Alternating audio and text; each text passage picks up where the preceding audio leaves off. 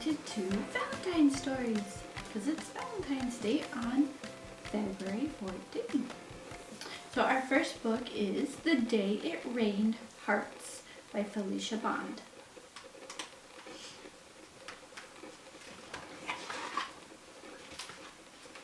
One day, it started raining hearts, and Cornelia Augusta caught one. She caught another, and another. It wasn't very hard, so she got some more.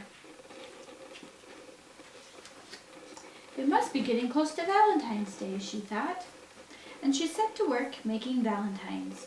The hearts she caught would make perfect cards. Cornelia Augusta saw that all of her hearts were different. She looked at them from the front, from the back, and the side, and decided which ones would be just right for each of her friends. She found 7 that were more or less alike and strung them together with needle and thread. I know just the right person for this one, she thought. Then Cornelia Augusta took an especially handsome heart and pasted it on a piece of paper. In the center of the heart she glued a cotton ball, one that was very white and very soft, and she knew instantly who this card would be for. Cornelia Augusta had 8 hearts left. On the largest one she drew circles and then very carefully cut them out. The other hearts were so small she arranged all of them on one piece of paper. Around the hearts she painted patterns of many colors. Then she folded her design in half. There was no doubt in her mind who would receive these. Cornelia Augusta put a stamp on each of her valentines and mailed them.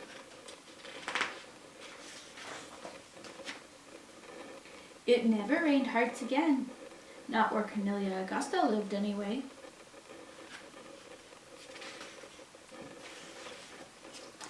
But it didn't matter, because the next year,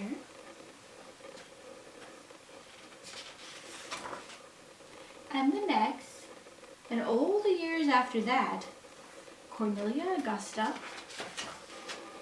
found other ways to make valentines. And have you made a valentine yet? Great. Our next story is called Snowy Valentine by David Peterson. And we have a very snowy Valentine's Day.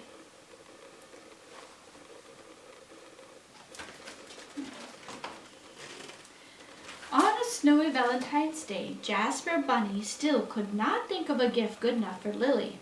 Jasper loved his wife very much, so he couldn't get her just any old gift. Perhaps seeing what my neighbors are doing for Valentine's Day will give me an idea for the perfect present, he thought. He stopped at Porcupine's house. We are knitting a scarf for Mother, said the 7 Porcupine children. A handsome scarf did seem like a good gift for Lily, but Jasper couldn't get the hang of knitting. On his way, Jasper saw a glow coming from the frog's window. I bet Miriam will have a good suggestion, thought Jasper. She always has such wonderful taste. Inside, Miriam showed Jasper a box full of chocolate-covered flies. Landon will be so excited when he wakes up, she whispered. I'm sure he will, Jasper agreed pleasantly. He thought, this is a treat for Frog, but it's definitely not something my Lily would enjoy. Still no gift in sight or mind, Jasper plodded past Everett's wagon. Step right up, gushed the salesman. I've got beautiful blooms and fantastic flowers. But all of the raccoon's flowers had wilted from the cold. None of them matched the beauty Jasper had in mind for Lily. Jasper was worried. It was getting late, and he still had nothing for Lily. Jasper, called Tegan, what are you doing out on this cold, snowy Valentine's Day? I'm searching for a gift for Lily, Jasper replied, but I don't know what to do. Come in and we'll brainstorm by the fire, Tegan said warmly. I do understand, Tegan said. I myself have been hunting all day for a Valentine's gift to impress my vixen Faith, and I think rabbit stew is just the ticket. Before Jasper knew it, he was in the soup. Terrified, Jasper waited for his chance. When Tegan walked away to pull out Faith's chair, Jasper sprang out of the pot and escaped, quick as a bunny. Jasper was wet and cold and ready to give up when Spalding called down, "This necklace of winter berries will make a wonderful Valentine's gift for my mate, don't you think, Jasper?" "Yes, it is a splendid gift," said Jasper sadly, "but I have nothing for Lily, and I have been around the entire valley, and I can't give her a handmade scarf or wilted flowers or chocolate flies or any gift at all if I become rabbit stew." The cardinal looked thoughtful. No gift, you say? From where I sit, I see you have given Lily a wonderful gift already."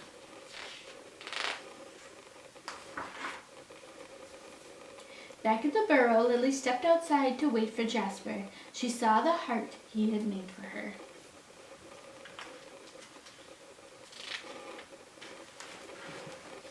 And she loved it. Jasper's journey showed the greatest gift he could give, his love for her. The end.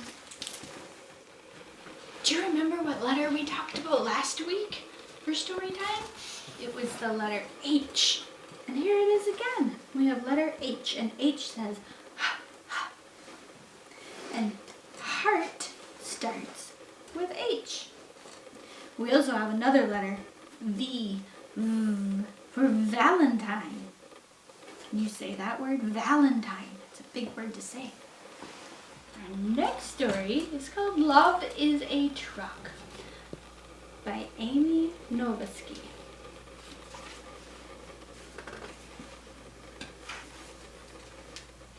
Love is a truck, shiny and new, lights and sirens that go woo, woo, woo.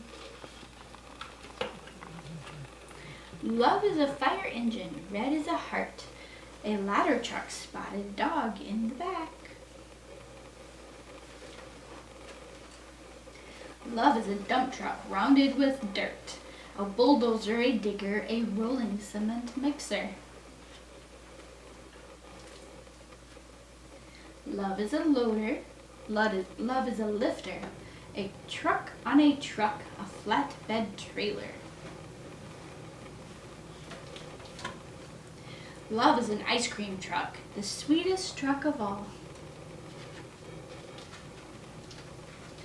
Love is a kid who lines them all up, biggest to smallest, color by color.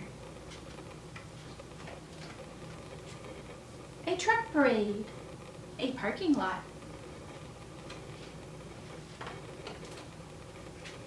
Love is a truck to tuck into bed, hold tight. Lucky truck, good night. And our next story is The Biggest Kiss by Joanna Walsh and Judy Abbott.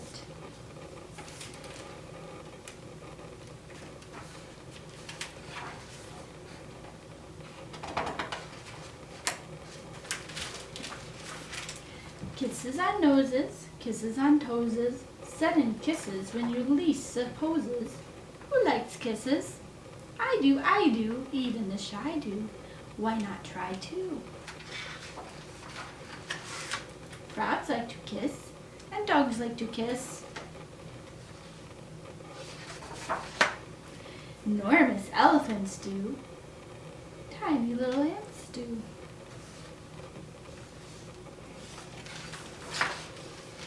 Do worms kiss underground with soil all around? Do fish kiss like this? Splash, splash, splish.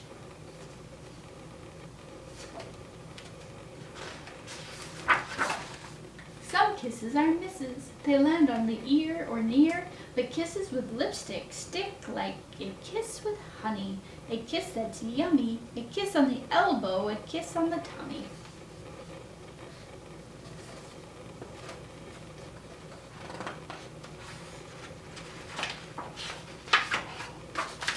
The rain kisses your skin is fun.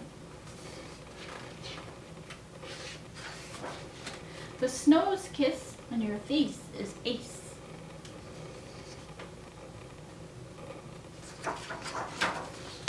The tallest kiss is a tricky kind, and the smallest kiss is hard to find.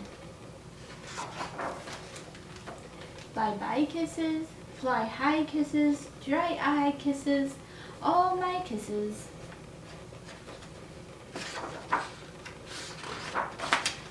I wish for a kiss before breakfast to start the day right, and a kiss at the end to say goodnight.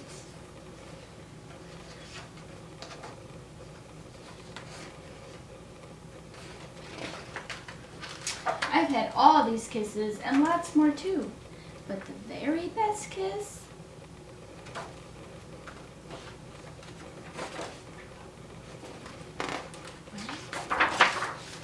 is a kiss from you.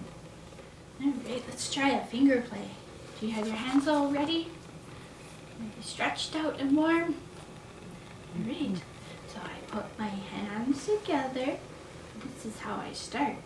Curve my fingers right round and I can make a heart.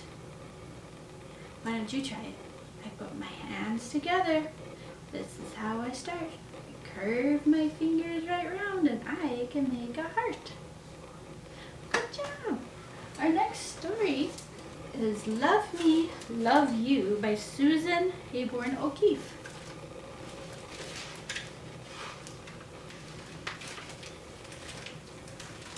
Love me, love my bear, love the oatmeal in my hair. Love me, love my tub, bubbles help me splash and scrub. Love me, love my mess, silly ways I like to dress. Love me, love my teeth, two on top and two beneath. Love me, love you, love us both, I do, I do. Love me, love my ball, love my drawing on the wall. Love me, love my boo, love my quack, meow, and moo. Love me, love my nose, I can touch it with my toes. Love me, love my spoon, carrot pudding when it's noon. Love me, love you, love us both, I do, I do. Love me, love my potty, big kit, pants all polka dotty. Love me, love my book, love how grown up I can look. Love me, love my thumb, tastes so good I'll give you some. Love me, love my nap, I can take it in your lap. Love me, love you, love us all, I do, I do. And we've got one last story, and this is a Valentine's story, Mr. Goats Valentines by Eve Bunting.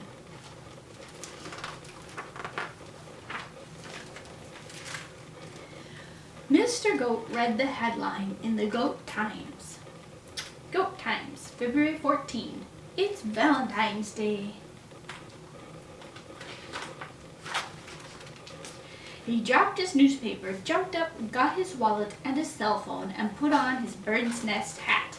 I'm off to show my first love how much she means to me, he told his cat Beatrice. Meow, Beatrice said, and yawned. On the way, Mr. Goat passed Miss Nanny Goat's weed stall. I have a mixed bouquet, Mr. Goat said, crabgrass, pigweeds, and ragweed in that nice rusty can. They are for my first love. She's fond of a ragweed salad. She will like the can too, Miss Nanny Goat told him. Mr. Goat nodded. Cans are tasty with a sprinkle of salt.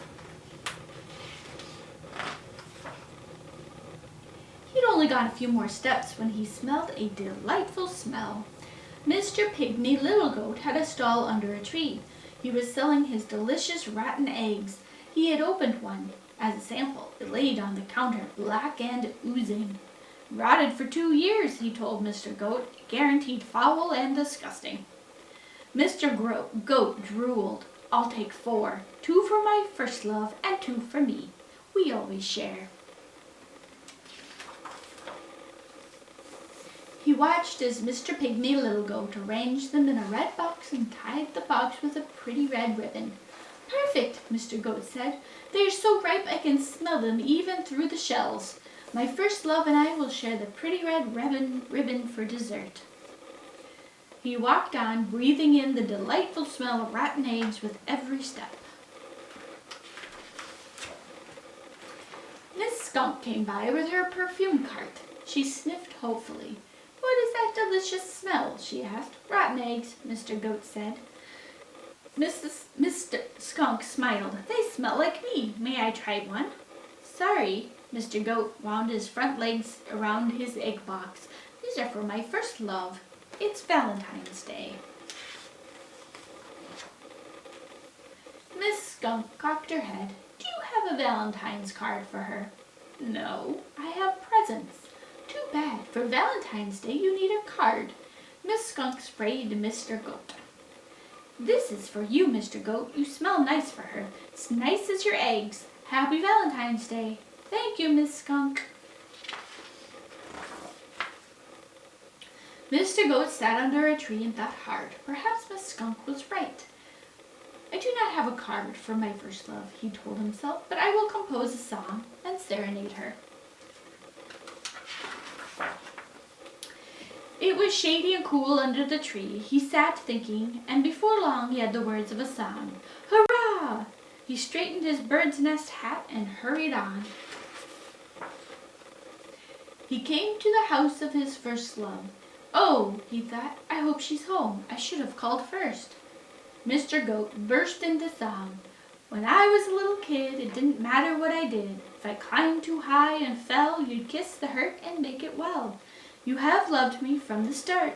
I love you with all my heart." The door opened, and there she was. "Happy Valentine's Day, Mother." The end. And happy Valentine's Day to you from your library. Bye.